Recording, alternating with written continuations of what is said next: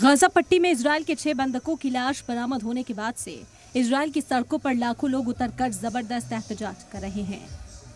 Netanyahu पर लाखों लोगों ने बंधकों की रिहाई और सीज फायर की कोशिश नहीं करने का इल्जाम लगाया। इजरायली पीएम नेतन्याहू घर और बाहर दोनों जगह घिरते नजर आ रहे हैं। जहां एक जानिब इजरायल में नेतन्याहू के खिलाफ एहतजाज का दौर जारी है, तो वहीं अब अमेरिकी प्रेसिडेंट जो बाइडेन ने नेतन्याहू पर बड़ा इल्जाम लगाया है।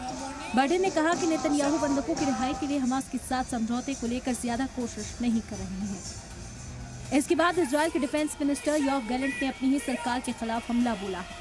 उन्होंने कहा कि सरकार बंधकों को आजाद कराने के बजाय सरहदी इलाकों पर कब्जा करने को तरजीह दे रही है। इस बीच ब्रिटेन भी अब इजरायल के सर से अपना हाथ धीरे धीरे उठा रहा है।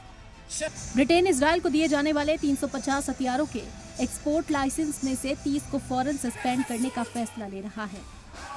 अब इजरायल बंधकों को हमास की कैद से छुड़ाने के लिए रूस की मदद लेने की कोशिश कर रहा है।